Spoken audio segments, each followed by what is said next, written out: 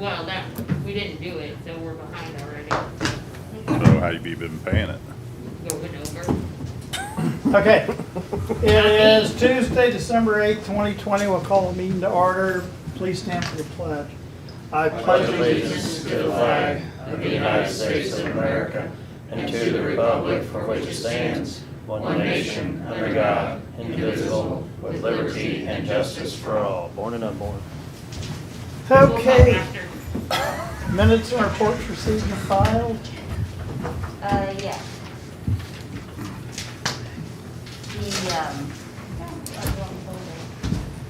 The auditor's, Monthly report. monthly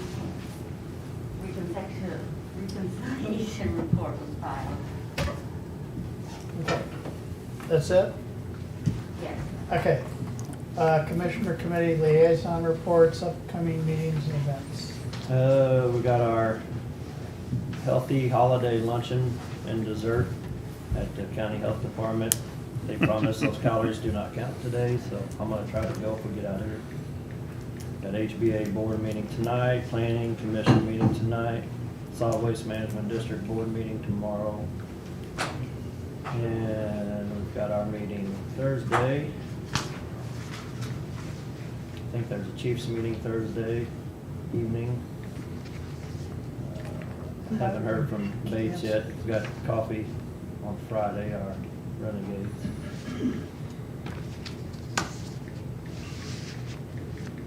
That's about it. And then the following Monday, we have a meeting too, so we'll be back here again soon. Mhm. Supposed to have a parks meeting today at noon. And that's about all I got. Okay, I think there's a marketing meeting today for Bucket. I got a meeting, I got a WebEx tomorrow and then a meeting with Chief Schofield.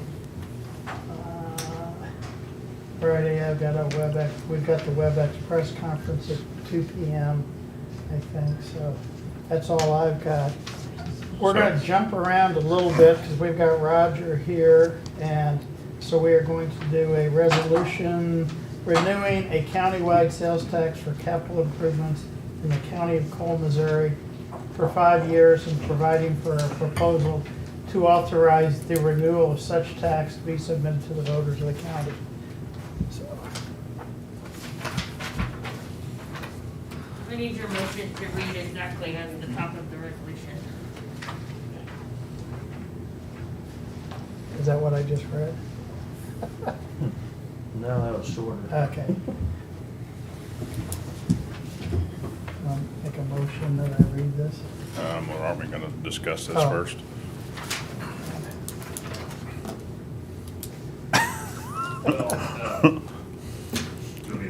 Yeah. I didn't figure we'd approve it. and Well, I'm- today we're just putting it on the Yeah, we're putting it on ballot the- for the renewal, so I don't think any of this other stuff is in stone. The, this is, like I said, a working draft of dollar amounts in the different categories we're looking at, a comparison from the current tax that we're in and the previous one if passed by the voters.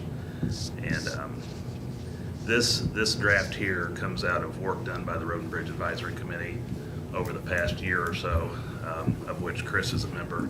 And takes a little time to go through this and then figure out, you know, where we want to be or where we think we're going to be. And so that's just an effort of the Road and Bridge Advisory Committee. And again, it's not something that is set in stone. I think Jeff or Chris, you alluded to that. It's not set in stone. It is still a working draft. And we would expect that this would be finalized at least somewhat within the next few months when the committee starts working on the campaign for the sales tax. So again, it's not set in stone, subject to the commission's. This is more like the first step so that the committee can basically form and start raising money to do the Yeah. campaigning, Yeah, so, Good. yep. So I move that we sign a resolution renewing a countywide sales tax for capital improvements in the county of Cole, Missouri for 5 years and providing for a proposal to authorize the renewal of such tax to be submitted to the voters of the county. Second. all in favor? Aye. You want me to read? Was that all you wanted us to read, or do you want me to? Okay. You did it. Okay. Okay, now we will. Catch on, Sam. Jump down to the presentation from Jefferson City Regional Economic Partnership presentation. So, Yeah, you already got it up there.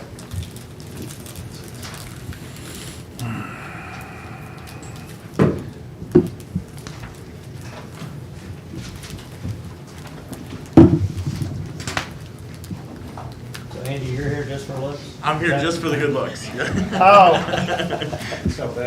Presentation over. I didn't know if y'all got to vote on that or not. And then Kirk's joining us on Zoom, Yeah, I right? sent I him think. the, He's on there. Okay. I don't know if someone wants to run your PowerPoint, have it up on the screen if you.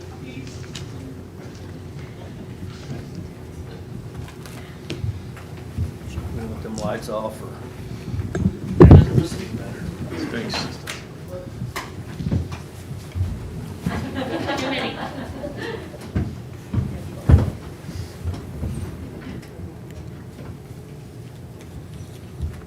so if I break this, we have support. It's recorded, so Okay. we know who did it. Okay, so I'll kind of kick it off here. So if you remember back in 2019, we were awarded a contract for economic development for Cole County in this region.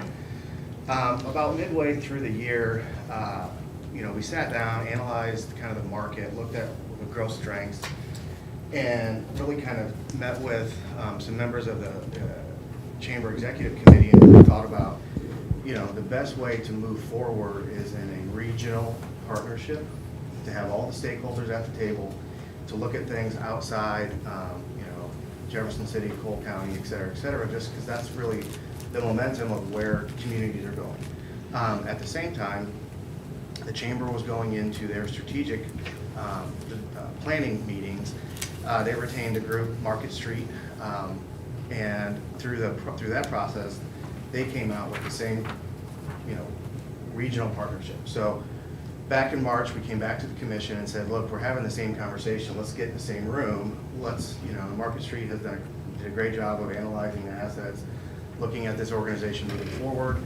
Let our firm take it from there and implement it.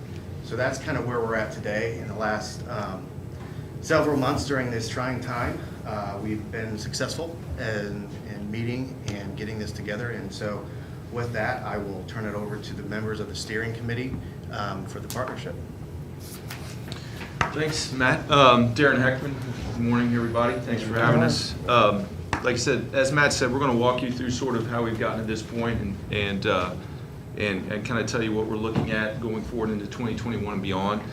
So we're going to start with just, as you can see on the screen, we have developed a name for the Jefferson City Regional Economic Development Partnership, and we'll explain exactly what that entails and what that means a little bit more.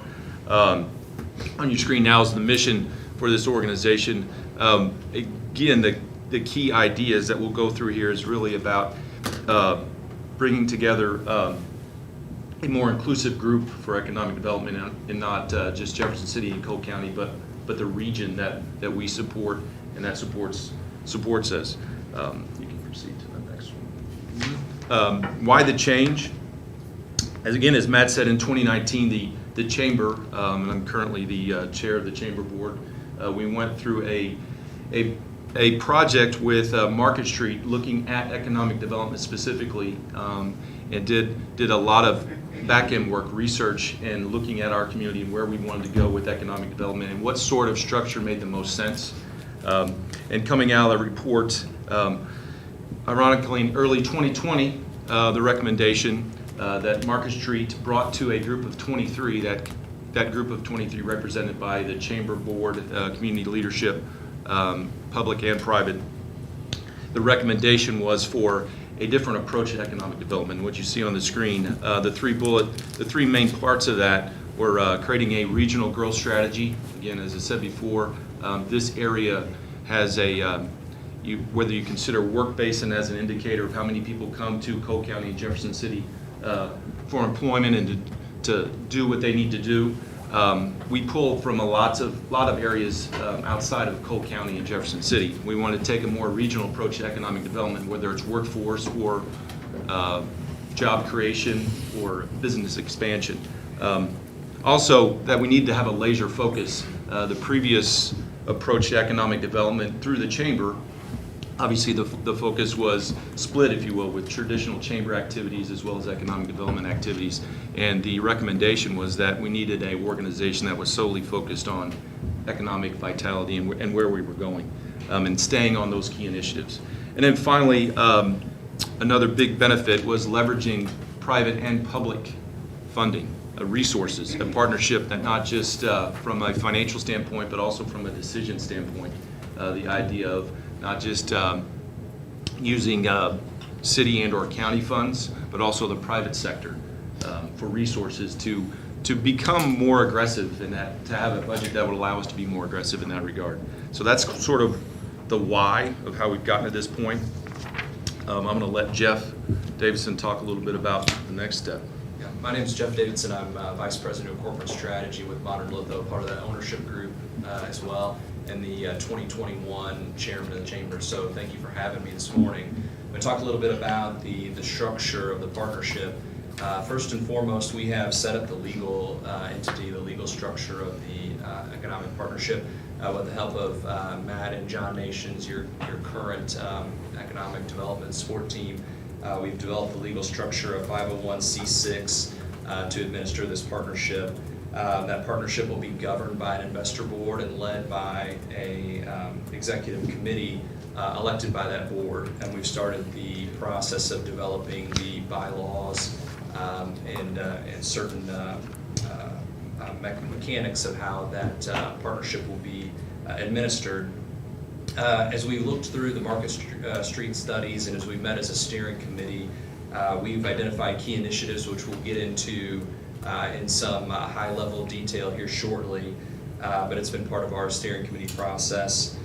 We've determined a budget allocation that was derived from the Market Street reports and is in the neighborhood of between 600 and 700,000. We believe to have a vital EDO in this region. And really what that entails is staffing needs in order to make that happen.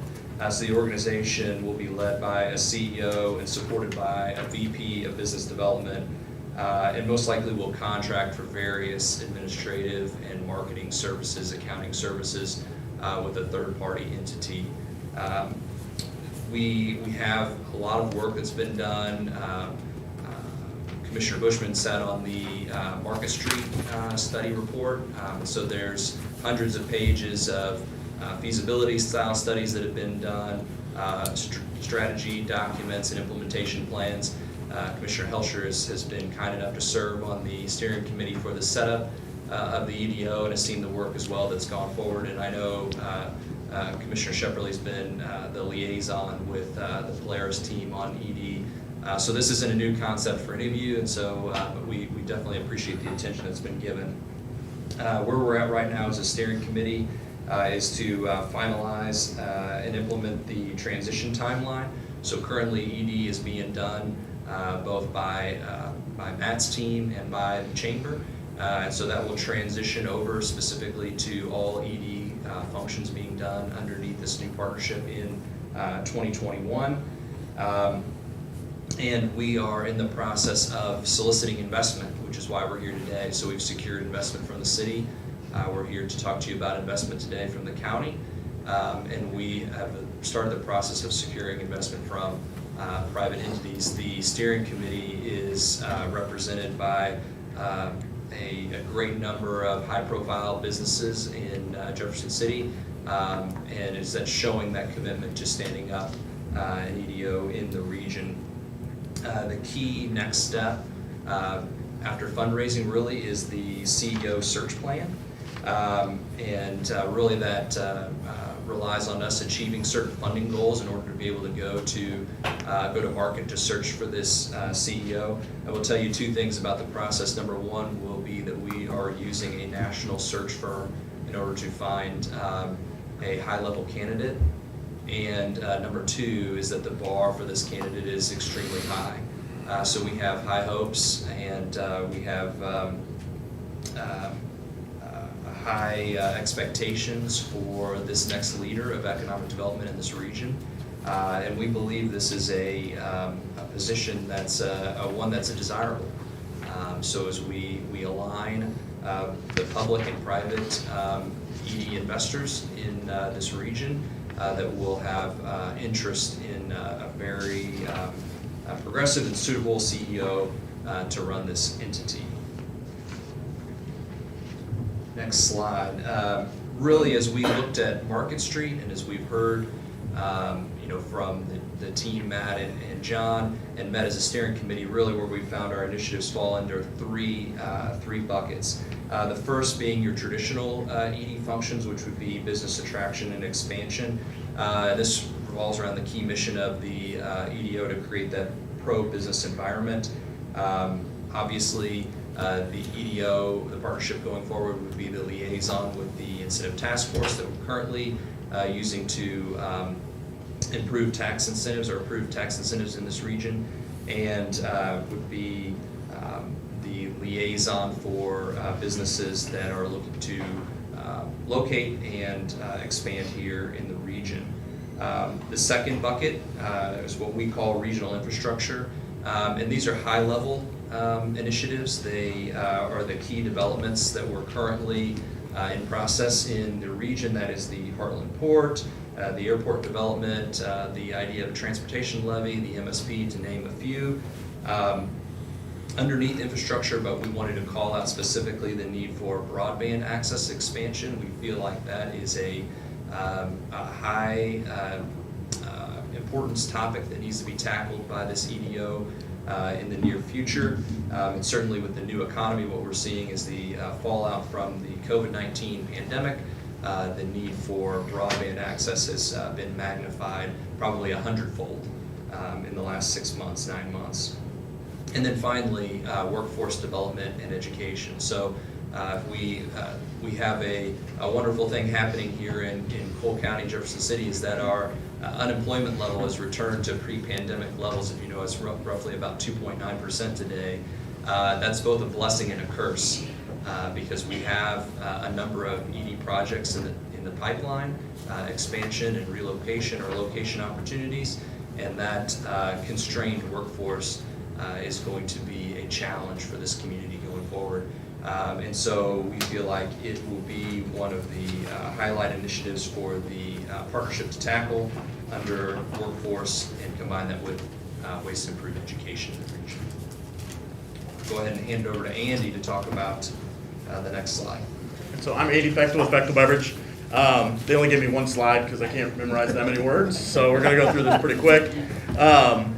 One of the things that was really important to us as we kind of embarked on this process is that different doesn't always mean better, right? So it was important to us that when we looked at differences, it was the things that were going to make a difference. We looked at how this is different. It's important to us that we find things that can make a difference. And when we met with the individuals and had the focus groups, a couple of things kept emerging from the top. So really what you can expect as an investor is three things. It's focus, it's budget, and it's access. And focused, an organization that's purely focused on economic development, we think will, have a lot of benefits to the area. The Chamber has done an excellent job for a really, really long time with economic development, but more and more things have been added to their plate. And so an organization that can keep its mind focused completely on economic development, we think adds benefit to our investors. The budget piece is a big part. Not only will we have the dollars from the county, hopefully in the city, but the private investors are from the private side. But all of those dollars are now being focused on economic development. So we're essentially doubling the budget that we can spend on economic development kind of in the area. There's also kind of this leveraged investment piece where, from the private side, increasing their overall budget on these or increasing their spend. Hopefully we'll keep a keener eye or a sharper eye on the return on that investment. And then access is kind of the last one. Because of the way the Chamber was kind of structured before, it was really the executive board or the executive team from the board, from the Chamber that was involved with economic development. So we're talking only 3 or 4 different businesses or individuals that are involved from the private sector that are kind of helping Missy and the team do this economic development. But by kind of creating it this way, we have a larger group of individuals that'll be kind of focused on it, as well as access to some of the larger businesses in town that can help move forward some projects and maybe kind of create some partnerships. So we think those are definitely, ways that different is better in this instance, and how we can kind of move things forward. All right, finally, we're moving through this quick because we want to be conscious of your time. And so we'll finish up with timing and next steps and then open it up to you guys for questions. Really what's critical right now is that the partnership be funded. The partnership needs to be funded adequately for 2021 in order for us to go to market for the CEO search. And the county is a key piece of that funding mechanism, a key investor, a key member of this partnership going forward. And so that's why we're here today. Secondarily, there are currently, I believe it's between 6 and 7 key ED projects that are currently in the pipeline that are either being managed by Matt and his team or Missy and her team at the chamber. And it's important that we get ED funding for 2021 so that we can carry these projects on. We don't want to have a break in services with ED. We need to have a clear handoff between the current ED contracts and the new EDO, and so it's critical that we're funded appropriately so that we don't drop the ball. Our request that we're asking for today, I want to make clear, is for 2021 funding only. This is again a transition year, so this ask is going to be a little bit different than what we would anticipate the ask would be for 2022 and into the future.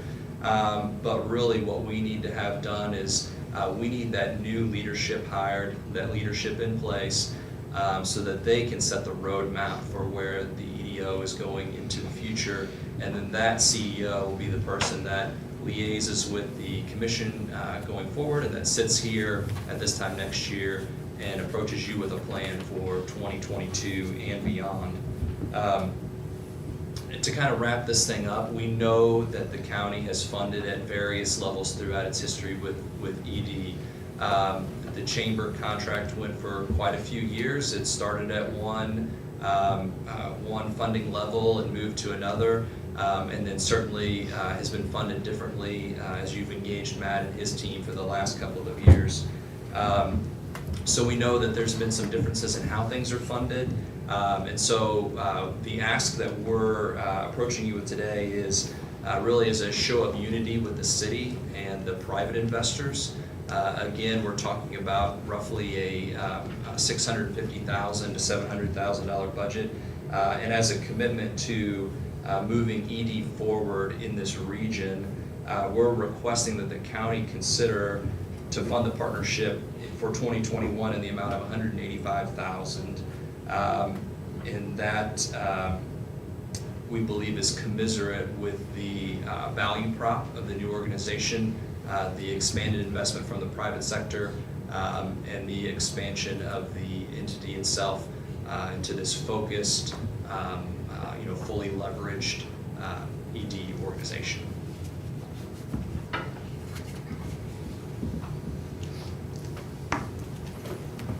Got any questions? No, Sorry.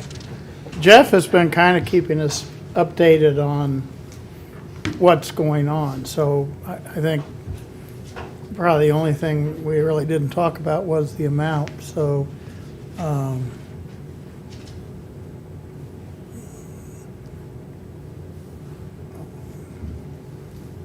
We've got a budget next week, so that's when it's probably gonna be talked about and set, so. Okay. I just didn't know if you had any questions for them today. no, I think you did, yeah.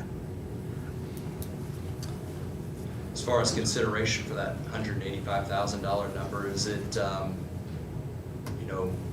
guess, the thoughts from the county as far as, is that appropriate in your mind and doable?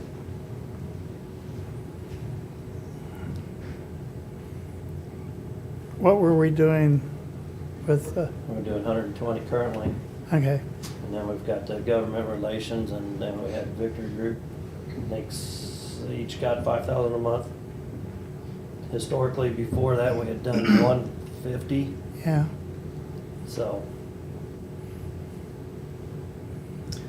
I mean, you guys, I mean, absolutely, what today was to, I mean, everyone's been involved, was to present this, talk amongst yourselves, and if it's, you know, you come back next week, and, you know, you can reach out to these folks individually if you have questions. That works. Yeah, we'll talk, we've got with budget, it's, yeah, that's really the appropriate time to do it, so yes, we will consider it. I guess the only question I had, I thought we were looking at 150, kind of like we had historically done, but then you said 185 to kind of match the city. Yeah, that's, But so it's a- our thought process around that is, you know, the city's committed at 185, you know, as kind of those cornerstone public partners to the EDO. We're asking the county to consider matching that. If you think about it in terms of the rest of the budget, so roughly another 300,000 will be coming from the private sector here in this community. So if you think about your investment in the size of what's being matched. And so essentially, the way that I look at it is a return on investment from a business standpoint. Anytime I can leverage my money 3x, which is what we're talking about here, I usually find that a pretty good investment. So you have done 150 in the past, and understand that that 150 was a smaller organization. It was roughly $350,000 budget towards ED, and this is double that nearly. So we're talking about, as far as scope of services, the scope of the initiatives that'll be tackled through the organization, it's a much higher level. And so it's going to need to be funded appropriately. And that's been communicated through the private sector as well.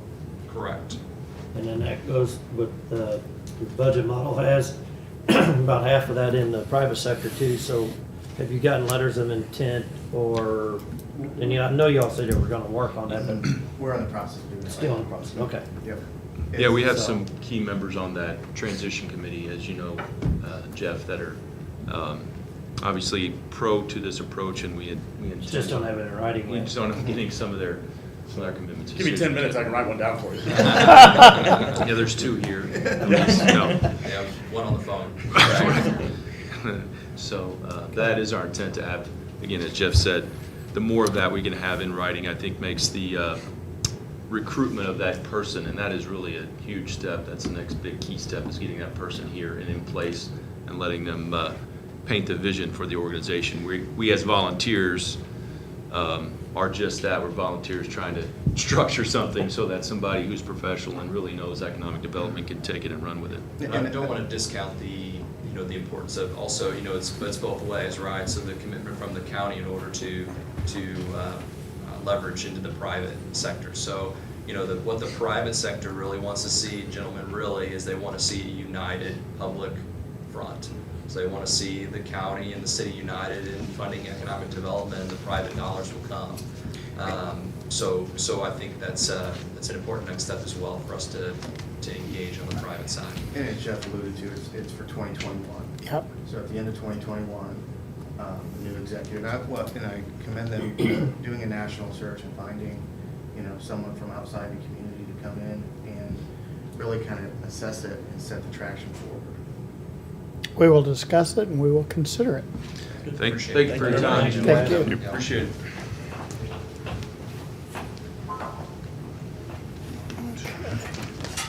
Okay, we'll keep moving along. We gotta be out of here by 11:30.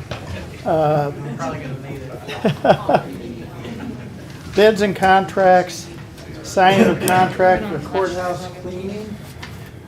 This was part of their CARES application.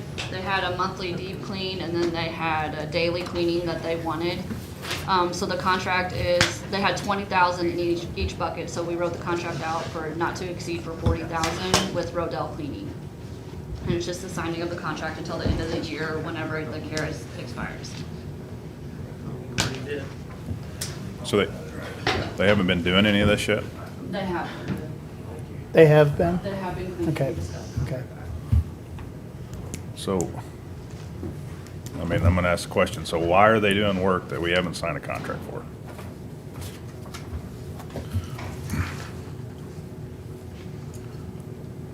They've been doing it from, So what if we don't sign it?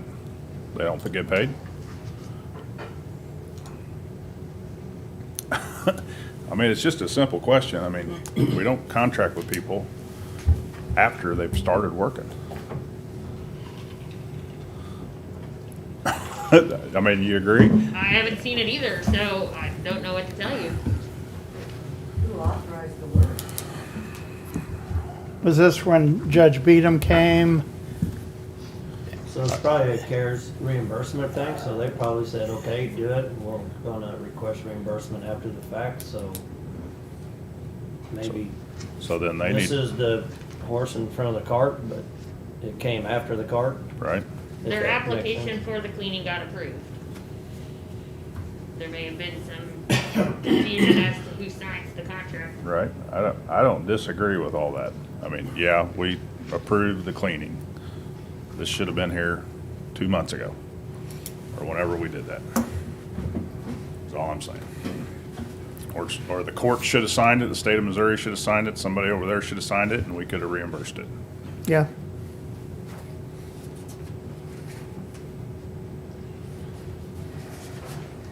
I think you're talking to the wrong group of people. I understand that, yeah. You guys want to go ahead and sign this? I I mean, think so. We just need to keep, after the fact, hopefully Oh, they I know, haven't, I know. hopefully they haven't already spent more than 40 grand. that's all we were authorizing, so. They don't have a contract, we don't have a contract. We don't know if they're insured, we don't know any of this stuff. If it's Radel, they are. Well, I'm sure that they are too, but I'm just, these are the steps I that know, we I go know, through I with know. every contractor that we use, and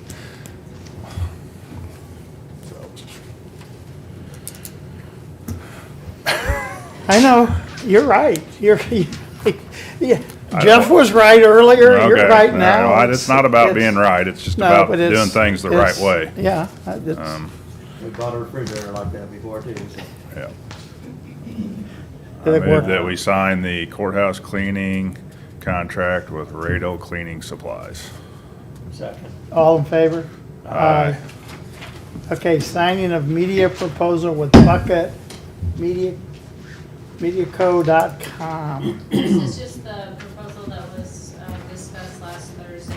It's the formal signing of the contract. No money has been spent. Thank you. But does this say what they're spending So- it on yet? I just still have it's just a waste of money, I'm sorry. So I got some questions here too, so, You get more ads on there than you can shake a stick at. I think it'd be spent better otherwise. We could pay for testing down at Tolson Drug or something to do it. 'Cause they're doing testing now, so. so If y'all Sam want had to- mentioned that he was at a marketing meeting with Bucket Media, so. No, that's what it is. Tomorrow. Well, so, It's coming up. so what Today. are we doing there? At 3. I thought Jennifer was, running this. She is. So the meeting today at 3 is to introduce the group to Jennifer, get on the same page, and it'll kind of be the kickoff and talk about how we want to do things. Jennifer and I talked briefly about it last week. I told her we kind of brainstormed some key messages that we want to get out, and we talked about the process of where she'll be in charge. She'll work with Bucket, give them the key messages, see what kind of creative ways they come up with to get the message out, and then she'll bring it to you for approval. So who all is gonna be at the marketing meeting today? I'd have to look at the appointment. I know that I was invited, Jen was invited, I think the mayor's on the call. Sam, did you get an invitation? Yeah. I didn't send out the invitation, so I'm Yeah, not sure. I don't think I'm gonna be able to make it, so.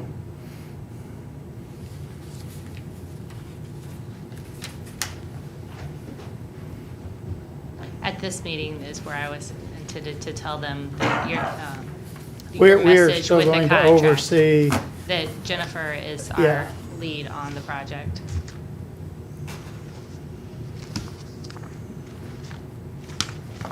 It's kind of the kickoff meeting today, so I was gonna go over the expectations with them.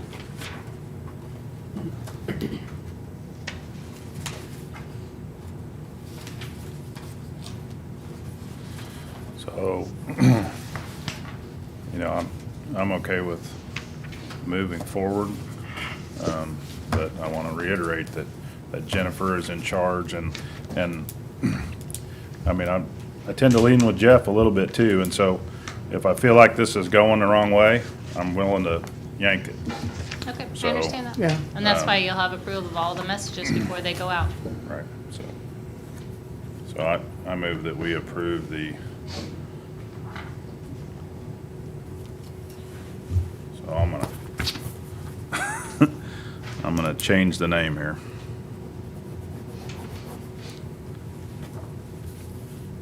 I move that we approve the Cole County Educational Awareness Campaign with Bucket Media. Second. All in favor? Aye. Opposed? Nay. Okay. Okay. Bid award and contract signing of 2020-30 heavy equipment maintenance.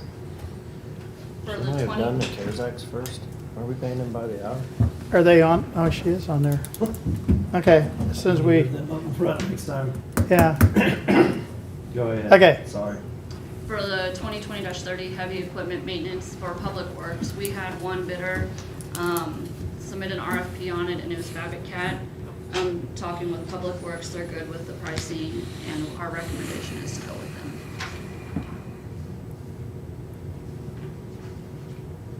I don't have any questions. So what is this, what are we approving here? I'm sorry, I was looking at this other form. The heavy equipment maintenance for Public Works with Cat.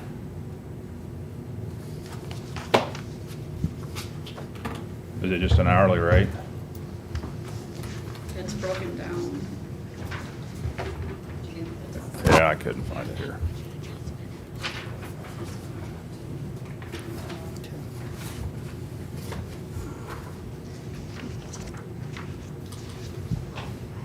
The hourly rates, mileage.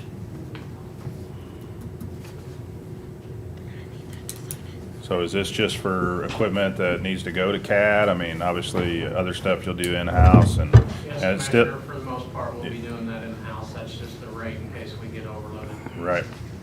And then if it's a John Deere or whatever, it may go to somewhere else at an hourly rate. Correct. Okay. I'm good. Okay. You got a contract, you said? I move that we sign the 2020-30 heavy equipment maintenance repair and parts contract with Cat. Second. All in favor? Aye. Aye. Thank Okay, you. yeah, I didn't see Julie was up there. We'll skip around again and go to the CARES Act funding. Julie, you ready? We put her to sleep. We are ready. All How right. are y'all this morning? Good, you? Good. Wonderful. All right, well, so, this is gonna be, I think a fairly short discussion. Just have a couple of recommendations that, were from last week, and so Teresa will walk through those. We have taken down the, application. We've notified everyone that, in terms of if they try to access it, we'll say that we're no longer taking the external applications. So it's really just a matter of going through, finalizing any subrecipient monitoring agreements, making sure we get everything spent, in closing out that application process. So as part of that, we are recommending that, I guess we want to just talk about the public health and public safety priorities for the commission. And then potentially we would recommend that we have a working session with Kristen and Debbie, just to work through the logistics of getting all of that payroll captured so that we can report it. You'll see there's roughly about $2 million remaining in CARES Act funding that can go to that public health and safety. And then just one other point I wanted to make as we think about this. We've been seeing really nationally with some of our other clients, not necessarily our clients, but, and you may have even seen some of these articles in the media about organizations that are freeing up CARES Act money, but then using those funds for, other, they're within the compliance, but it's more from a reputational risk. So not that I feel like you all have been super prudent, done everything, but we are just kind of making our clients aware that as you think through any potential use of those funds, obviously, there are a lot of watchdog groups and folks just paying attention, as they should, to that. So with that, just as you think through how you spend those excess funds going forward, I'm sure you'll have that at top of mind. So with that, I was going to just kind of stop and let you all ask questions, talk about any priorities related to public health and public safety, and go from there.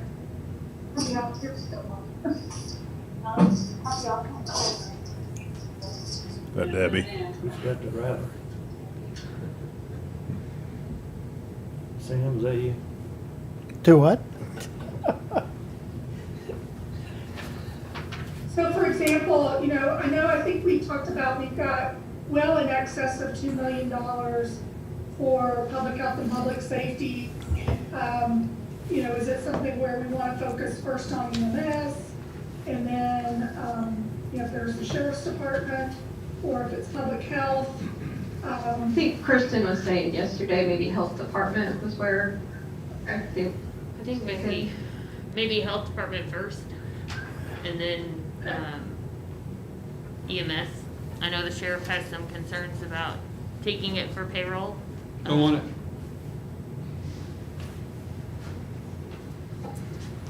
So I guess I'm a little confused at what we're talking about. So obviously we have $2 million that we can use for public health and safety salaries, right?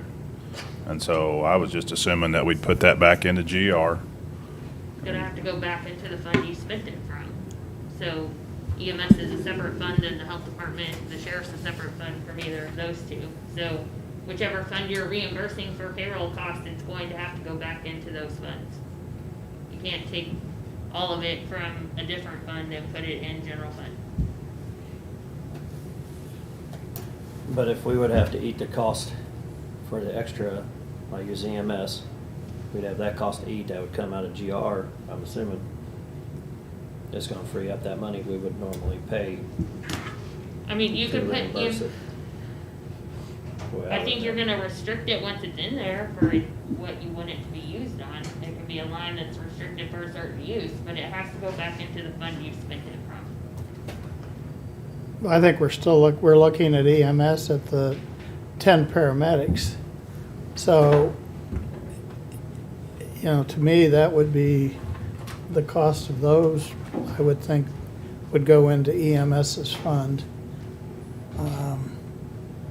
As far as reimbursing the health department salaries, the ones that come out of GR would be fine, but we couldn't reimburse for like WIC, right? Because that's already a federal program.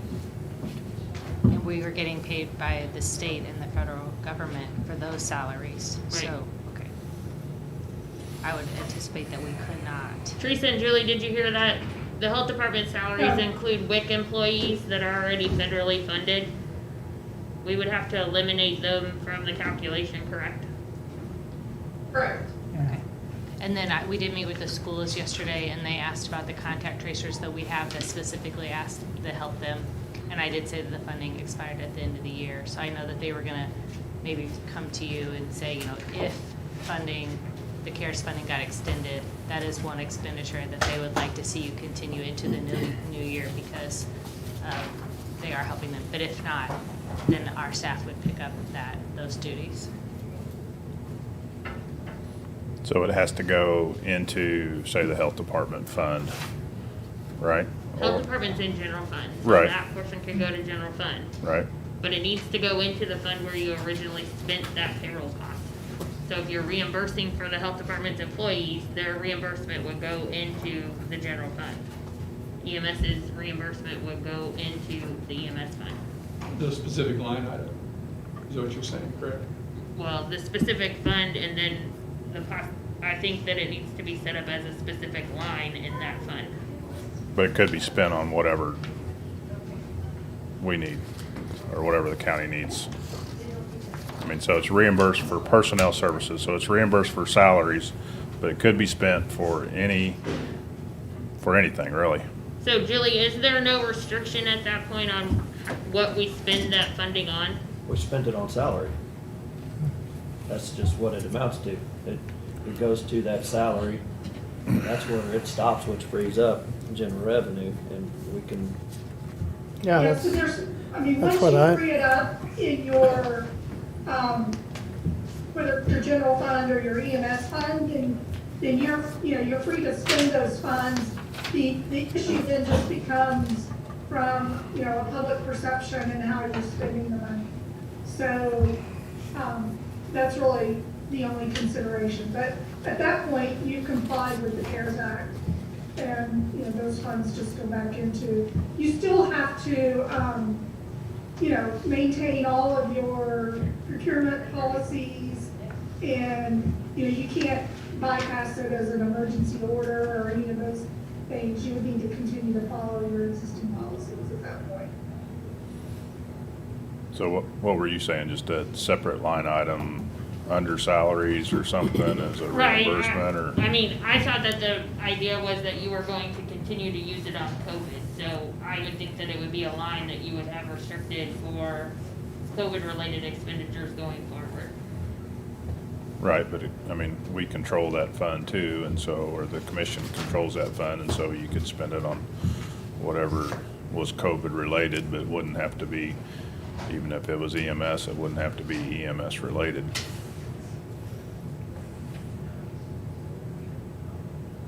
Their Follow me. portion still has to be EMS related. yeah. Because you're reimbursing into their fund, which is a restricted fund. So you're reimbursing them for salaries that you spent out of their restricted fund, so it would still go into their restricted fund. So their portion that you're reimbursing would still be spent on EMS.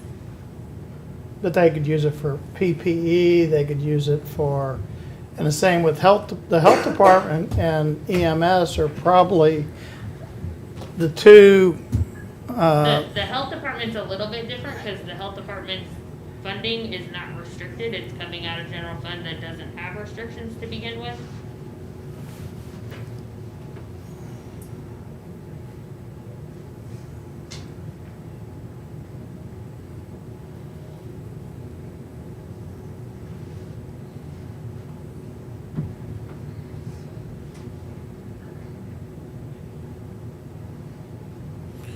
I just don't know how much you're gonna spend on PPE. Obviously, if you got Well- more paramedics, you're gonna have more salaries Yeah. there, but that could be short term, could be long term, but, yeah.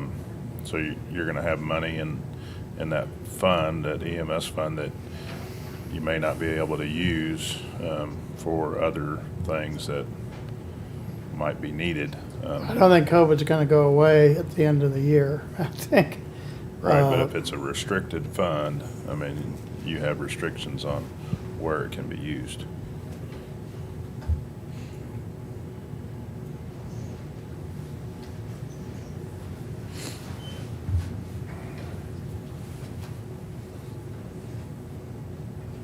And as always, you can do a portion for the Right. health department and a portion for EMS.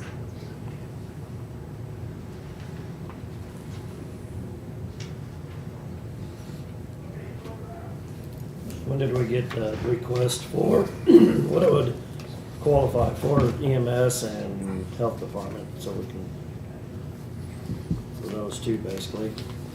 The totals on the salaries. For either that qualifies or they requested on internals, yeah.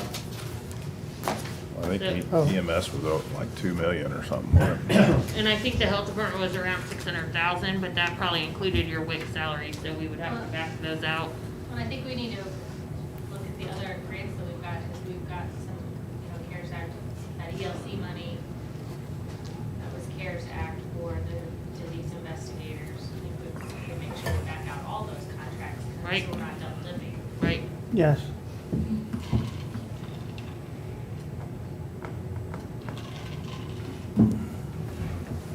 And I'm just trying to look ahead at what you might be able to spend it on if you had it as a reserves. I mean, obviously, Also part-time contract reserves. Go to school.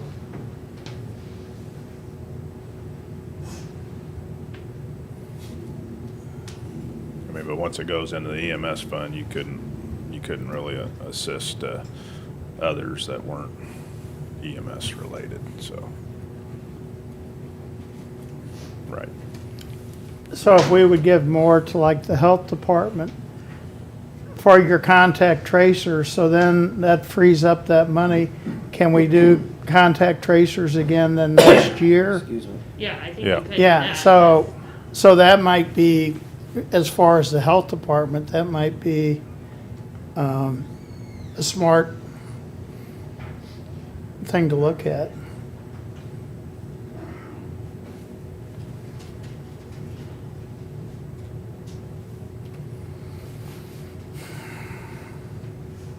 So That what's the doesn't- question? Their initial question was your priorities, so do you want to cover? For internal.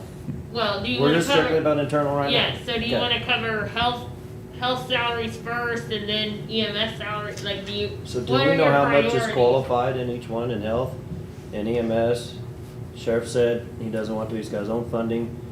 We know in EMS, we went out and we've had to hire more people because we've got more calls. So, I don't have that spreadsheet. The only thing that Debbie did was run all of the payroll from March through December for the funds.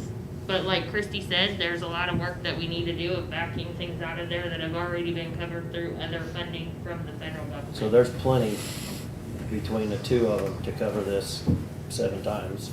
Well, maybe not that I many, don't- but there's plenty to cover that. I don't know what EMS's number is. I know that health department was around the 600,000, but again, you have to back off of that some of the stuff that's covered by other funding. Yeah, And I don't know what say EMS EMS's gonna be number well over was. double that amount, which is gonna cover it. And even the stuff over and above on EMS is gonna come back into general, because we'd be paying for these extra positions. Plus, General to cover. I would say maybe this is something we need to look at and come back on Thursday and try to decide then. I don't know. I mean, we can present, we could, if we could do a working session with Kristen and Debbie. If we need to tomorrow, we can. Debbie's off. Debbie's off. Yeah, Debbie's out of Where's the little office this Debbie? week, She's Julie, and supposed to be she's the one that has the access to the payroll information, so. Okay, I just don't want to shoot from the hip, because that's too much money to just, so I think we need more Yeah, information. we can, postpone, just so you know, that'll be the decision that we'll need to make. And then really the only other thing I wanted to bring up is probably around the 15th of December. We are expecting some additional guidance from the federal government on subrecipient monitoring. So we've been holding off on that particular activity. We're expecting to get something hopefully by the 15th. And then we'll start the subrecipient monitoring. We expect to finish that up probably mid-January, still with the goal to close out all of the reporting by the end of January.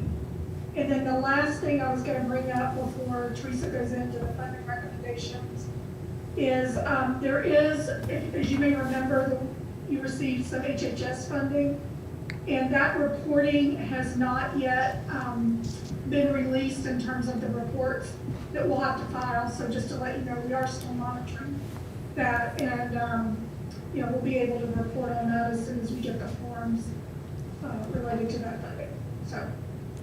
So Julie, before we get into new funding recommendations, I have a couple of questions. So, Salvation Army reached out last week or yesterday and said that they are not sure that they can spend the money before the end of the year.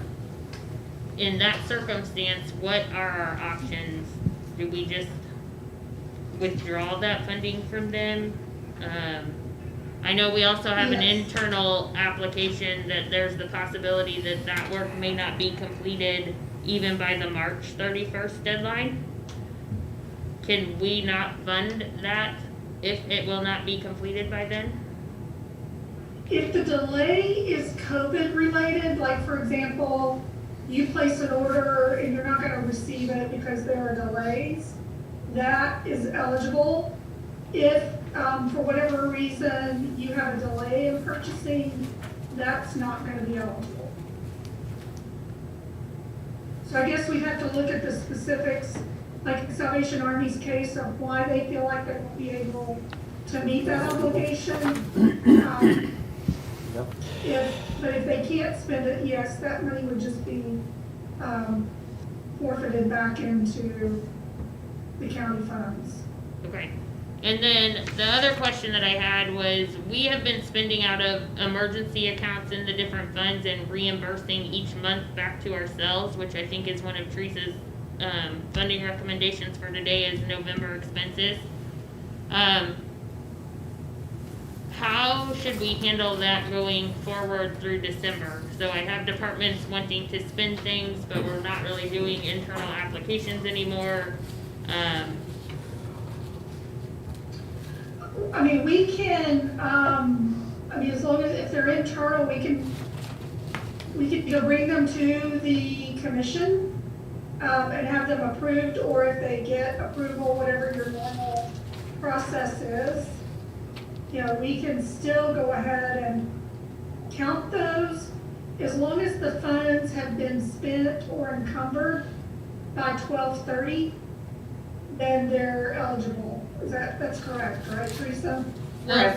And Kristen, this is one of those where you can either do it the way where we've been doing it in the past, where you're spending out of those emergency funds, and we'll just back that off of the public health and safety expenses at the end of the month, or we can just do all the public health and safety expenses, and then you're just gonna take those two instead of emergency accounts, just to their regular accounts. So Right, so either way. I guess we just need to figure out the timing of that public health and safety as far as which way I'm paying those bills that are coming in right now. So if you want to continue to pay out of the emergency fund and reimburse yourself and take public health and safety at the very end of the month, or if you want to figure that number next week and take it and then pay these expenses out of that money that you're going to take for public health and safety. I need to know what order you're doing it in so that I know where to pay them out of. What's gonna be easiest? Neither. Neither. Can we do it by next week? The public health and safety? I don't.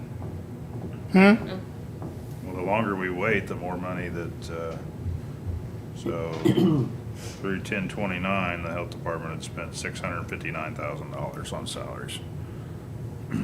So That includes with. it probably includes some that you'd Yeah. have to back out, but there'll be some others that you'll have another payroll or two maybe in there.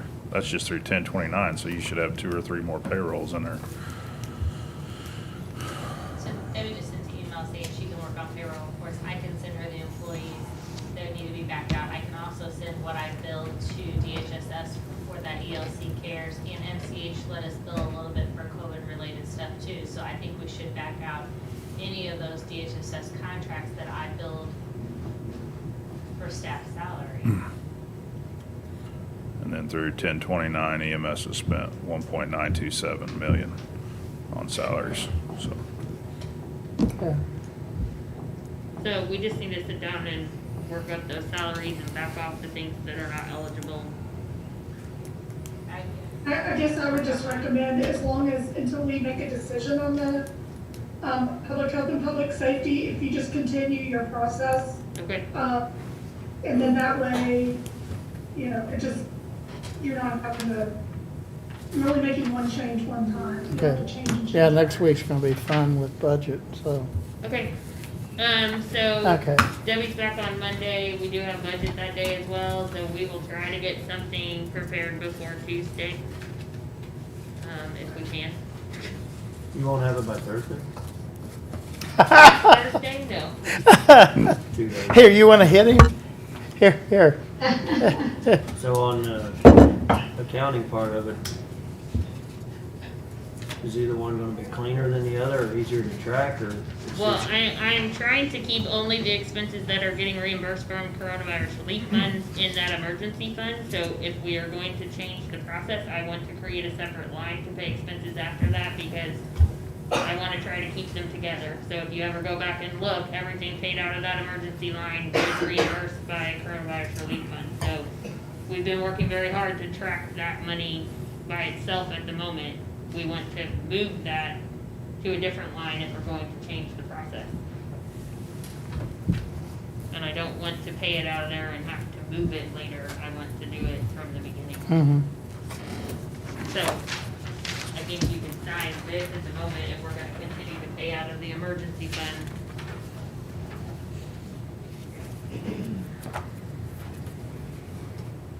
So that if we change it though, it could eliminate an extra step later on, is what you're saying. You don't have to take it from this account to this account to that account.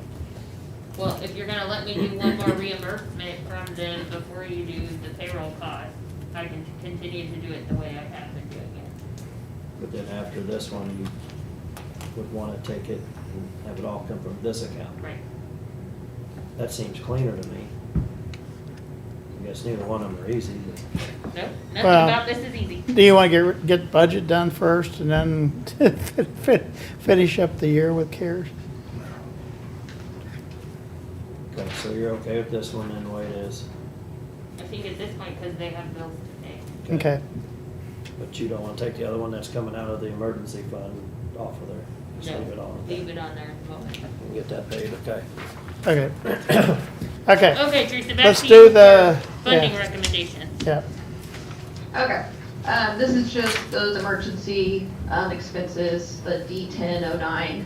Those are the only ones we're bringing forward today. So there's some sanitation supplies, some telework, some window speakers and a glass barrier, and then a lot of coveralls for EMS. So that totals $12,363,000.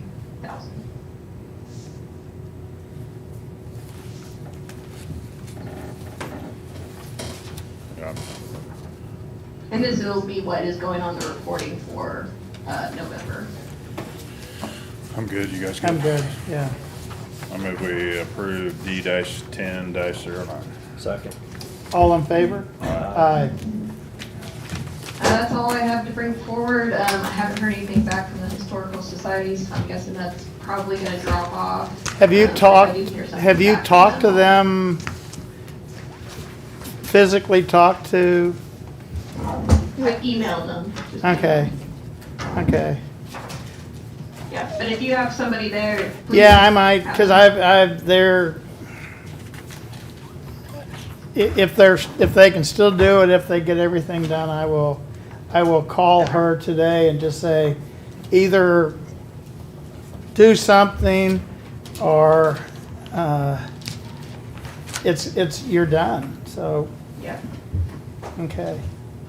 And the last thing I wanted to just mention, like Kristen was saying with Salvation Army, that 12/15 deadline that we that got agreed to on Thursday. I did have one more that was kind of concerned about the deadline. They came back and said that they'll be able to meet that, but if there is people that don't think that they're going to make that 12/15 deadline to get me all the documents and get us all the documents, is that a hard deadline? I don't know if there's any leeway there for you guys. I just want to be sure I'm treating everybody the same.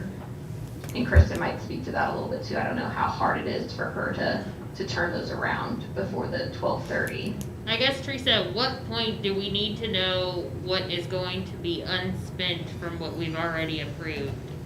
So that we can figure that into the public health and safety if we need to. Right, so they have to spend their funds, like if everything, they have to spend those subrecipient and test in theirs by 12:30. There's no getting around that. the county has to obligate their funds by 12/30. Right, So so- they have to know. Go ahead. So if we have to make that calculation and there's additional funding that gets, I think we're going to have to cut everyone else off prior to the 30th so we can get Right. that calculation. Do you guys want to go beyond the 15th? Or do you want to leave it at the 15th? I'd leave it at the 15th, because otherwise we're not gonna have time to reallocate the money. Okay. So it's, what did we get, 25,000 to Salvation Army? I think so, yes. And they can't Yes. spend that? They're saying that they were waiting for us to sign the sub-recipient agreement, which I think Teresa told them that we normally don't do until we have all the documentation.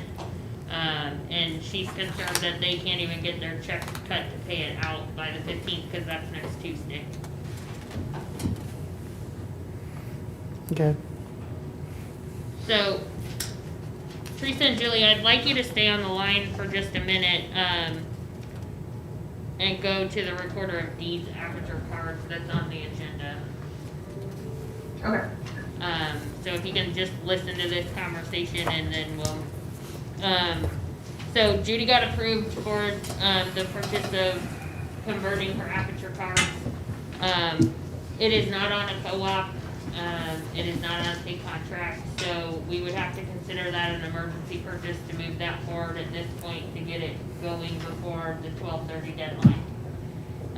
I also think that there are some concerns that will not definitely be completed by 12/30, the work, and possibly not by March 30th.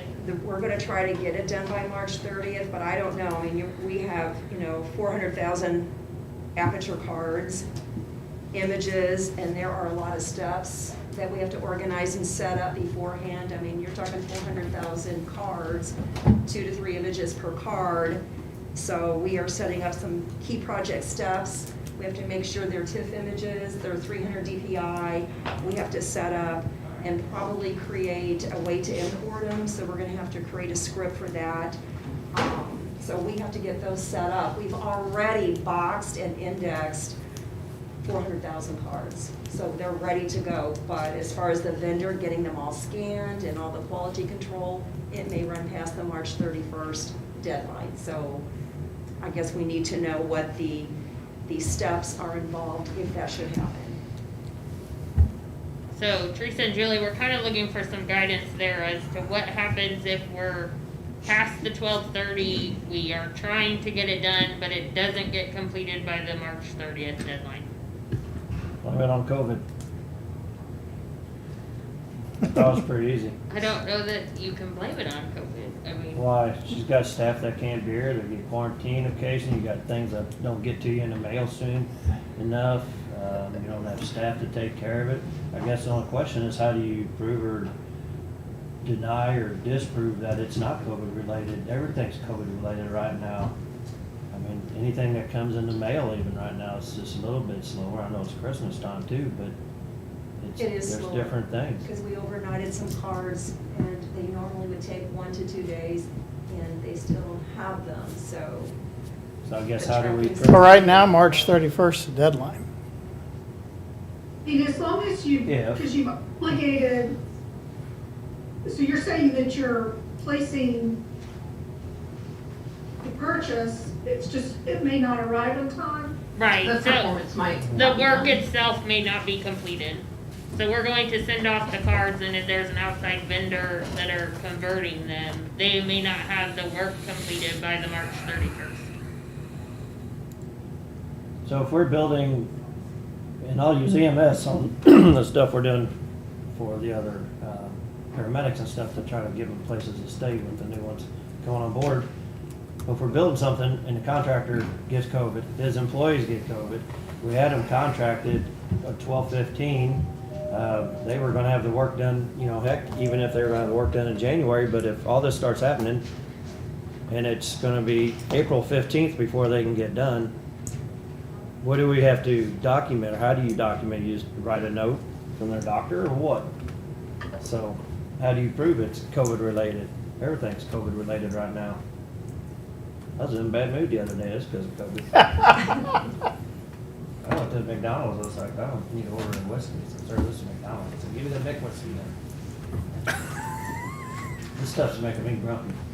I don't think there's any exception right now, though. I think that's still the I don't think deadline. it's the COVID. It's. Did you get your taste back yet, your taste buds? No, I still keep, I smell or taste it. So can you guys give us some guidance? I mean, at that point, is the March 31st another deadline if we have not fully spent the funding, what we haven't spent goes back? Or what's the process there? So we've obligated as before 12/30, but the work doesn't get completed and we haven't spent it by March 31st. Can this be paid out in phases? If we break it down into 2 steps, we do 50% of them phase 1, 50% phase 2. How does the payout work? As long as it's encumbered before 12/31, it doesn't matter when the payment goes out, I don't think, but the work has to be done by 3/31 is what they're saying, which they'll probably Right. change that on 3/1, but Right. we don't know Exactly. that. So we're trying to, Is this like a sole source provider so that, I mean, do you have any other alternatives that, I mean, is everybody delayed or is it just this one vendor? You're talking about a very large project, and it's not just a matter of throwing cards in a hopper and just scanning them. It's not quick like that. There's a lot involved in the process, and, you know, there's 400,000 cards. So it's just time consuming. So I think COVID or not COVID, it's a time consuming process that's going to Right. take a few months to complete. Julie, I think this is one we should probably throw by our grant management group just to get a idea from them. Yeah, I'm thinking, you know, as long as you're making a good effort, Yeah. but if you know in advance, I mean, I guess you still have to kind of go back to, if you were doing this unrelated to COVID, is it gonna take beyond March? If it would, you know, your case is gonna be weakened, but if normally it would be done, it's just, you know, because of all the other delays. So maybe what we want to do is get a fact pattern that we could support. So I think we'll just reach back out to you, Kristen, and be sure we have more specifics. And then I think to Teresa's point, we can take that back to get some state guidance and make sure everybody's in agreement. Can we pay them like in 2 payments? So you pay them half and then you go ahead and pay them the other half like March it's still 31st? gotta be done by March 31st. Does it have to be done or just has to be Not the money paid? that they're worried about right now. Yeah. No, I think to Sam's point, if they have like 50% of it done by March 31st, 50% of that could be COVID related, you know, we could do it all that way too. But yeah, I don't know if that other 50%, if that could be justified with that COVID exception or whatever with the service delays and things like that. So if they're only done Well, with half, let us get some very, you know, very specific language, because typically when we go to the state, they're gonna wanna know, you know, each kind of scenario and what that specific. so how much of it do they think they're gonna be done with? Well, I'm sorry? right now, they don't know. They're gonna try to have it all done by March 31st, but because of the large amount of images and cards and everything involved, and if they just get them Well, on a they can't see DVD and what turn them happens. over to me, I can import them myself, but is that called completed? If I have it all finished by the vendor and I have it all in a DVD, and then I can just import them after March 31st, would that be considered completed? So Yeah, I would think so. it's Yeah, I gonna mean, the say, vendors, yeah, because at that point, the vendors completed Right. their requirement. In that case, I think we could probably work with them March 31st. I just won't have them all imported by March 31st. We just get creative with the contract. We pay for all of it and they get half done and do the second half for free. That would be nice. Oh, okay, Or they just charge you double for the first half and they don't do the second half. okay, so, so as long as we're making a good faith effort to try to be done by March Jeff. 31st. We're good to move forward. It's just the fact that if we get to March 31st, it's not completed, we haven't paid for it, we could possibly not have fully funded that. Yeah, Okay. Correct. Okay. So do I need a contract from the vendor that says March 31st deadline? That would be nice.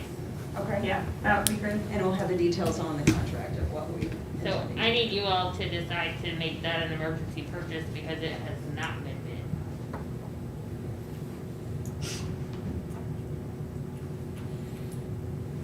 It has not been bid, but I am getting bids over phone from 3 different vendors, and they're all the same, it's all the same ballpark. So do we get the emergency purchase when we have the contract? Or we gotta do that now, say, get the bids, emergency purchase? Usually we have the, whatever we're gonna buy right there, don't we? When we're gonna do an emergency purchase? You can do an emergency purchase over the phone. I mean, tell someone to move forward and they can come back the next week and bring you. Yeah, we really need a, like a- So, we're, it's kinda like approving the award of the bid, but we're still on the contract. yeah. But we had all the bids, so. So she's not going to formally bid like she's supposed to because it's over, it's I'm fine doing it 144,000. as emergency purchase, so. Yay.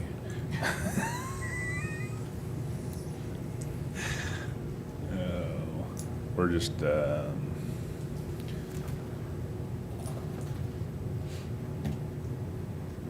it's for the aperture cards, but Yes. what are we, I mean, we're upgrading them to digital or something? Converting them. Converting them, Mhm. okay. And not to exceed what's, It was 144,000, I think, Well, that but- got approved. We'll have a contract that comes back before they get started, right? Hopefully next week or, Well, I'm gonna have it, we'll have the contract tomorrow, as soon as we Well, know the guidelines. we can put it on Thursday. That's fine. So get on the agenda for Thursday with the Yeah. contract. And bring the contract in. Yep. yeah, 'cause I don't, Yep, we can do it. And then we'll do emergency purchase then. That's yeah, fine. that's what I'm, Let's just do it today. Good. if you do it not to exceed 144,000. Well, we're still gonna sign a contract on Thursday, Yeah. so that, I guess. I'll be in the contract. I don't care, make a motion. It's- I move that we approve the emergency purchase of the aperture cards. Second. All in favor? Aye. Okay, Teresa and Julie, did you guys have anything else? I didn't, nope. Okay, we will see you guys on Thursday. Thank you all. Thank you. All right, Thank you. take care. Bye-bye. Thank you. Thank you, Okay, Judy. we're gonna get this, knock this out quick. Signing of 2020-31 medical services contract.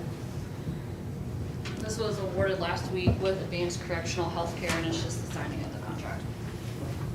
Or did we need to sign any subrecipient agreements? I do, we can go back to that Okay, though. okay, sorry about that. Just one thing about the CARES money. I was told by cell phone that I appeared to be grumpy whenever I made my answer. It's not that I don't disagree with the CARES money. You guys have allowed us to use it for certain items. I just feel like the health department and EMS are predominantly the one that's been having, has had to deal with this more than I. And we have been affected by COVID, but we've been able to use our current funding, so we don't need to tap into that. So, anyway. You're missing an opportunity to get your dog picture. Okay, Good job, right? but John, you're always kind of grumpy, so. I Let's was keep dealing with moving. something else when the question came up, so I apologize. You know, he always wants money, and then we try to give him money, and he says no. Yeah, I mean, good grief. okay, let's keep moving. I move that we sign the agreement with Advanced Correctional Healthcare. Second. All in favor? Aye. Aye. Okay, we'll go back to the approval of CARES Act, signing of subrecipient agreements. You wanna? I don't want to put my glasses on, I'll let Chris do. Okay.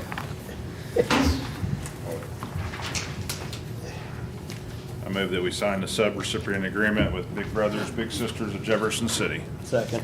All in favor? Aye.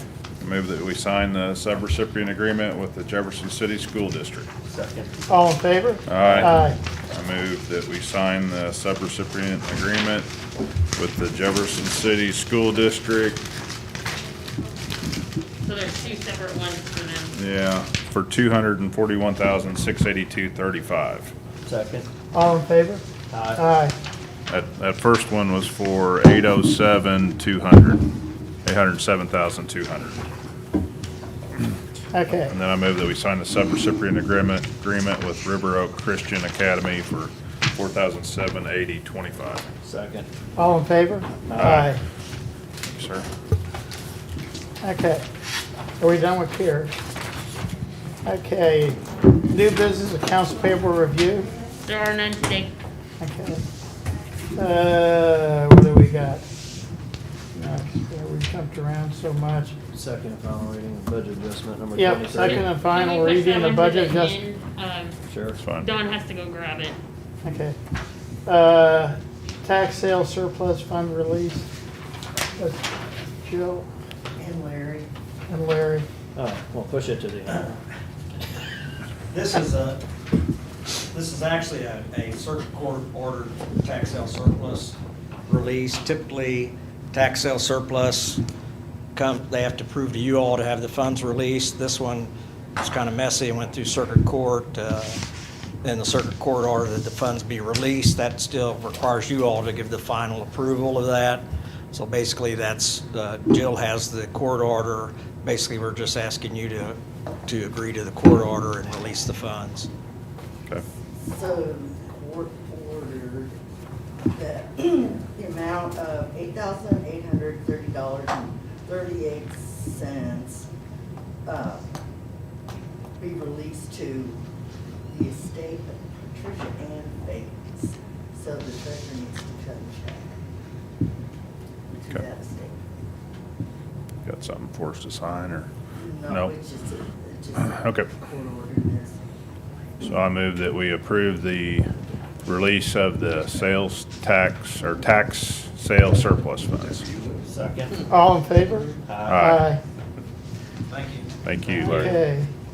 Approval of emergency purchase of sheriff fit test. You skipped my surplus title. Oh, yeah. Who's that for? Tax sale surplus fund release. Signing of surplus title. So I have a 1989 trailer public works that they want to sell.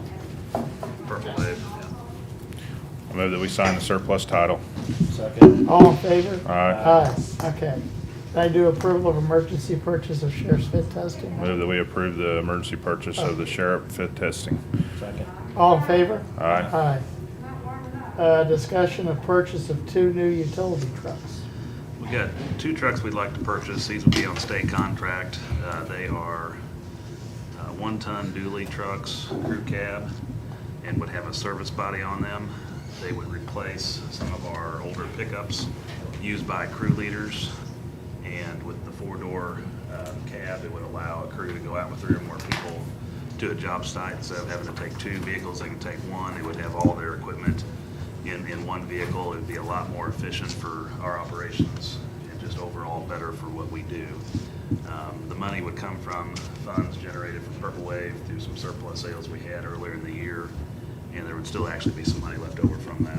And we would surplus the 2 or more pickups that are currently in use that are beyond their serviceable life almost. So the cost for each of these is $48,717. I just wanted to run this by you. I believe in the past, you all have approved these purchases ahead of time, big things like this, that we would buy off a state contract, and just wanted to run it by you and see if you had any comments or thoughts. Don't have a recall on the engine on these two, do they? These are gas motors. I've never seen anything like that. 3 weeks now we've been without that truck. Oh, that 7.3 is a gas? Yeah. These are Okay. gas. Tyler put together these bids, Tyler Clark put together these bids, and we actually, we tried several different options to try to make this truck a little bit cheaper, but Right. it turns out that we can about get a dually and a crew cab as cheap as we can an extended cab with a single wheel. So, Give us some more options too with the crew and a cab. lot more options, yeah. Be able to pull heavier So it is a trailers. dually? It is a dually. You can get 2 of them? Yes. 2. this will be completely set up and ready to go. As you can see, he's added the ladder racks and everything else that we would need. You put snow plows on them too, or not? No, these will not have snow These plows. will not see snow. That's a little bit of our issue. A lot of our, especially during the winter, our trucks always have plows and everything hooked up to them, 550s, and these would allow our crews to go out and do things in the winter without having to undress equipment at the spur of the moment. And the trucks and the beds and stuff are all available? They're gonna be ordered. Yeah, after we're approved, we'll look into ordering them, and Knapheide does have the bids, I do believe. Okay. I'm So fine. this was money left over from the Purple Wave purchases and then what we had in the budget from the other. Actually, it'll all come from the Purple Wave. I believe we were around 115,000 total, so we'll have money left over. And I think he's looking at some other items purchased, but this, whatever's left over, just will carry over into next year. You had your opportunity. Oh, I like Brian, you know, for a newbie, he's good. He's experienced. He's good. Did you talk that way in Boone County too? Oh, absolutely. Okay, I like that. I thought you told me we were hiring a headhunter. So he's supposed to be No, like that, right? Yeah, I like that. I think that's good. Okay. Good cop, bad cop over there. Okay. I move we approve the purchase of the 2 new utility trucks. Second. All in favor? Aye. Aye. Okay. Discussion of transfer of excess right-of-way. We get these requests from time to time, not too often, but it does happen. And there's a piece of property, right-of-way was obtained from the property when MoDOT did Highway 50 West extension. This is out past St. Martin's area at Nine Hills Road. And Rita Lane was a new road, an outer road created when that project was done. Rita Lane was taken into the county system after the project was completed. MoDOT, when they do projects, they obtain traditionally more right-of-way than what we would. I know that from working there for 9 years prior to coming here. And in our case, the area in question is just basically a strip of land that runs along the property here shown on the drawing. And the property owner, to help him better access his property down towards the west and south of the corner there, he wanted to know if he could acquire that piece. And so we've drawn on in red a line of what we would just retain as our right-of-way and convey to this property owner the area in between. I believe it was about 1.3 acres. So I reached out to MoDOT to see what they do in these situations, and they do these quite a bit. Sometimes they'll transfer a piece of property that could go to many different owners. It might be just a parcel or a remnant of a parcel in which they acquired. In that case, they would traditionally, accept bids on it or sell it to whoever for a certain price. When it comes down to a piece of property that really could only transfer to one person, like a strip like this, they would convey it to them for just an agreed to amount, whether it's a dollar amount as an appraisal, or just transfer it just for $1 and they pay the cost to prepare it or do the legal or the description work and whatnot, the survey work. So a couple options to go down. Like I said, we don't get these too often.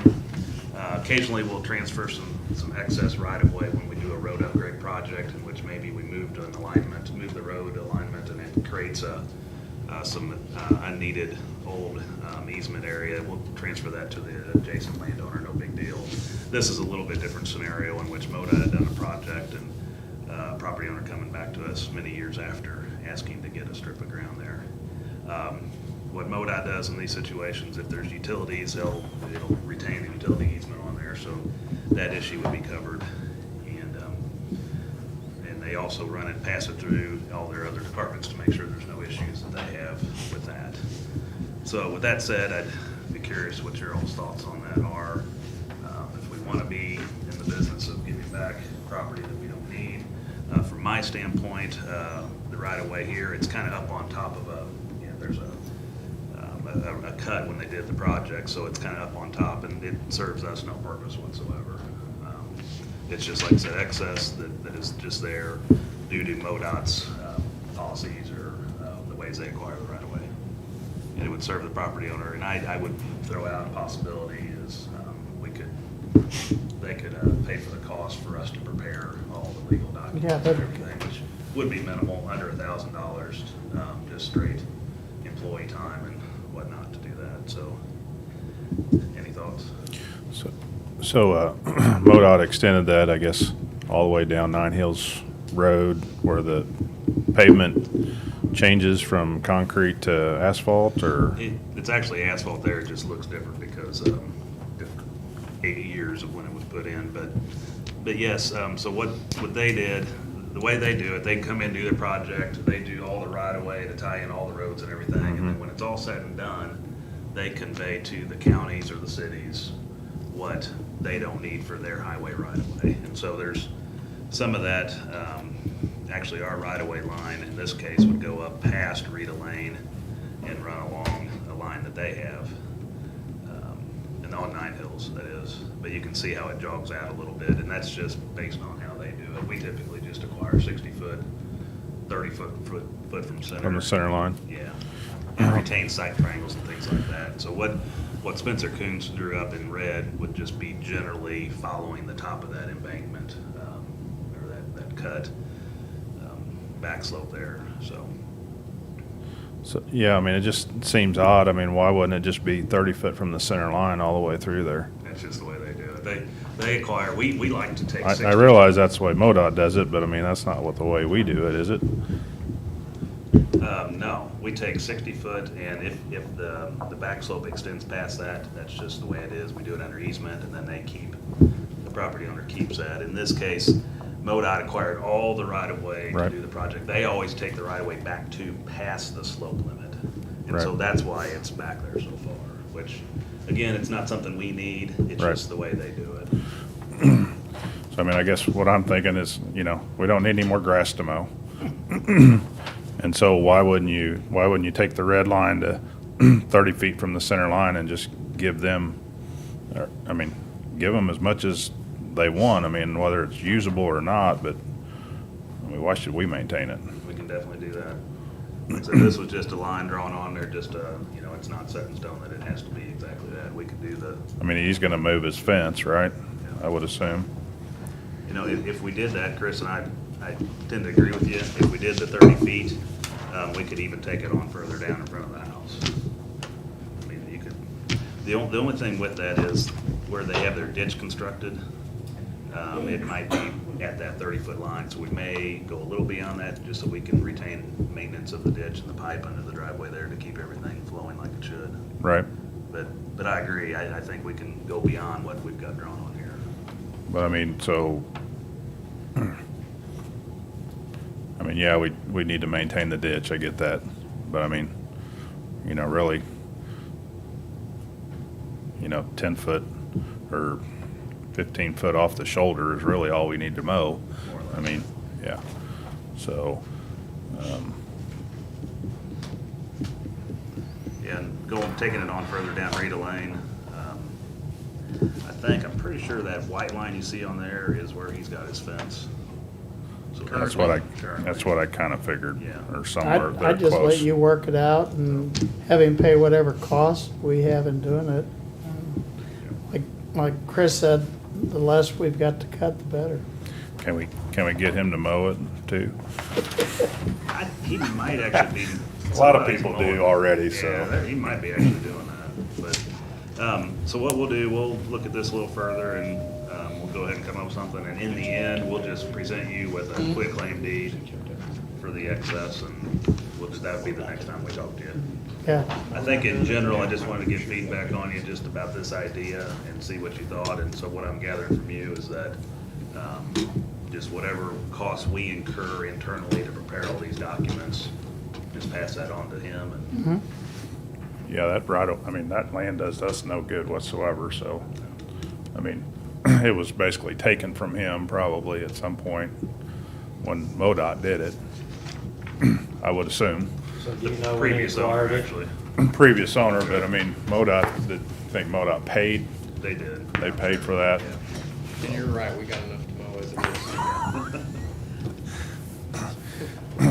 you could work out that agreement with a lot more people and Yeah, make them maintain our ditches for us and do all that other stuff, that'd be even better. It's gonna eliminate the need to have me. Yeah. We're just trying to make your job easy. Go back to the old days, right? yeah. Okay. Yeah. So I don't know, we don't really need a. I'll catch it. Yeah, as long as they pay the cost associated with Yeah. transfer of the land, I mean, I'm good with it. Okay. I am too. You guys good, Jeff? Do you know what they got when that land was acquired from them? You can have it. It was the Browns actually owned it, Rita Braun, I believe, and I'm sure it I was was just curious if they were, whatever the going rate for that, and it was a pretty good taking on that. It damaged the property. They figure in all kinds of things when they do those appraisals, and I'd say it's sizable what they paid them. If I'm not mistaken, there was a little bridge kind of went across to get with their driveway. It changed everything with the access to the property, and really created a damage to it, not just the actual taking, but other things too. And they figure all that stuff in when they do the appraisals. So, well, some people work real good with you in summer, not so much, so I was just curious. I do know, just from being there whenever this was going on, that they did have they had to do a lot to get that property in particular.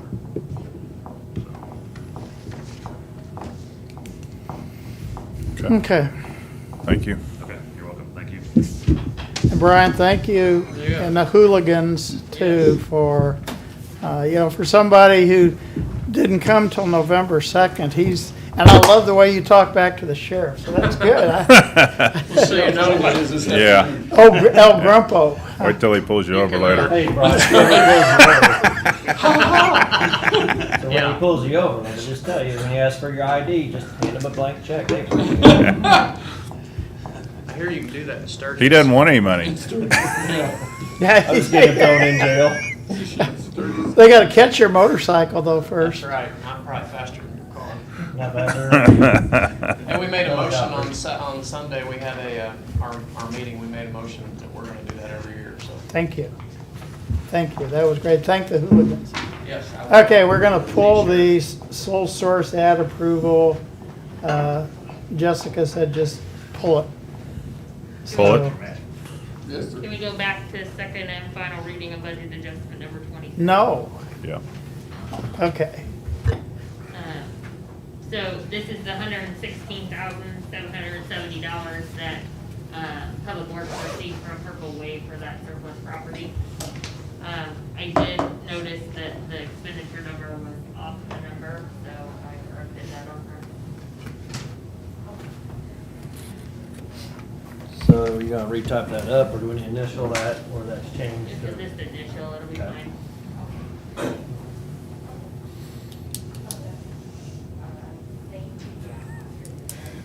Sam's already signed it in here. Oh, we already.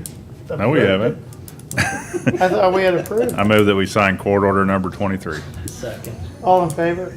Aye. Okay. Can we go back to unfinished business for a minute? I guess. Debbie had in the folder for me today this all systems agreement for EMS. I know she had brought it up last week in one of the meetings, but I didn't see it on the agenda today. Do you guys wanna push this to Thursday, or? Can we Yeah, just 'cause put let's it get on it clear. Thursday, or does it need attention now? I have no idea. It was just in the folder of, please take these in there. It's the door access at EMS.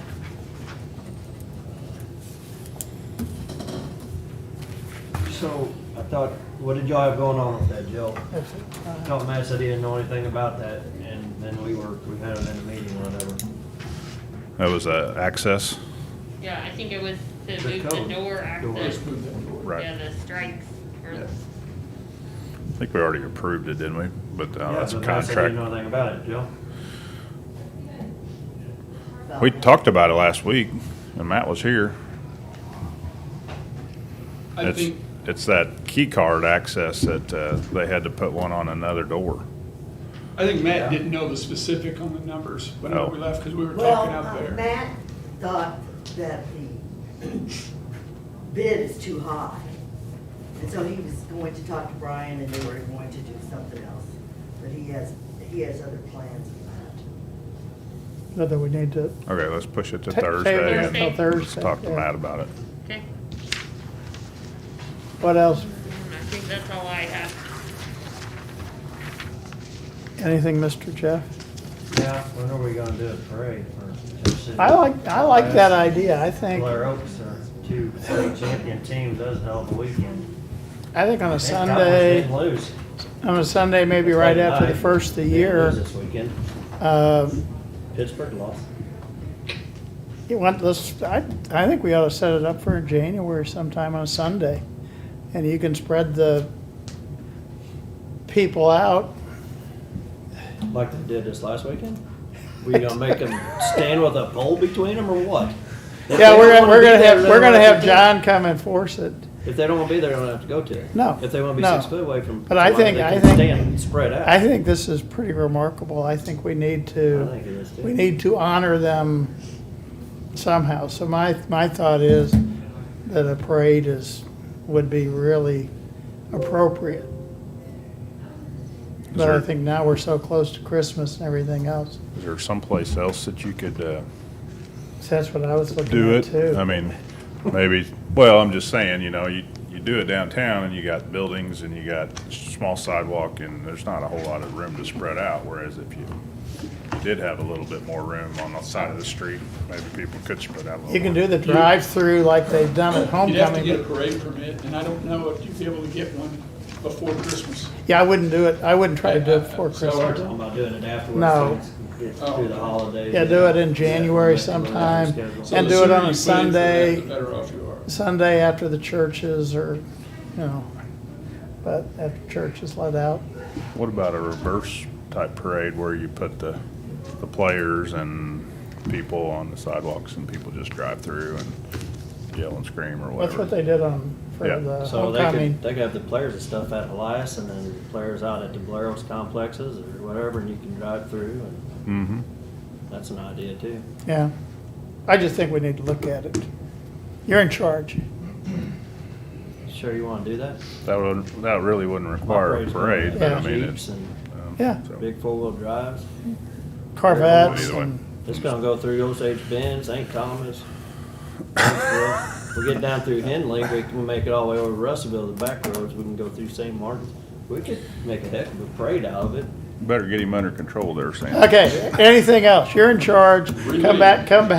We got, Talk to Jim Jones, talk to, Elias, and we'll look at something in January. I'm still in the midst of hunting season. You want me to do this? you would have really been messed up if you'd have been in Russellville this past weekend with their squirrel, their squirrel shoot, their squirrel They had a squirrel hunt competition. Up there this week, I Yeah. saw somebody got Had like second place or something. 100 teams or something. You know what all they measure on them things? Headshots and weight. Head shots are worth more, but there's other things that, I mean, they do in different parts of the county anyway, and I'm Yeah. assuming they. I don't know where are these guys, but a lot of them shot 40 squirrels. That's a Good. lot You of can come down squirrels. where I hunt. Okay, we digress. It's 11:15. Do we have What anything? else we got?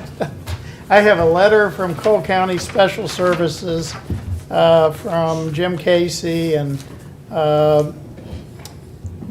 board met and voted on their officers for 2021.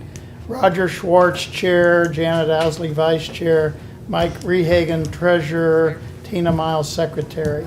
Boards continue to hold their monthly meeting third Tuesday of the month. He's enclosed a 21 schedule too, but Do we have all the members appointed for them? I would assume,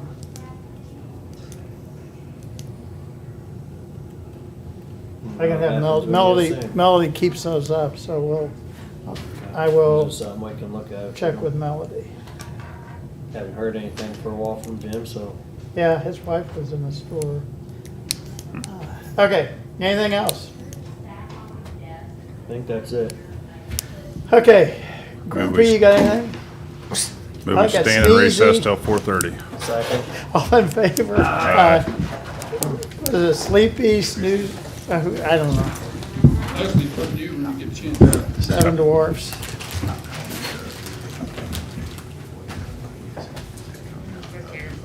So if they ever show. Look at this pile of stuff I got for Dawn, man. It did, so it went through for 285,000. Okay. And then we're making payments to them monthly. So. Oh, it's shoot. probably- It's on here somewhere. Yes, yes, Internal, yes. okay. So then why? Are we off, Dawn? It's probably included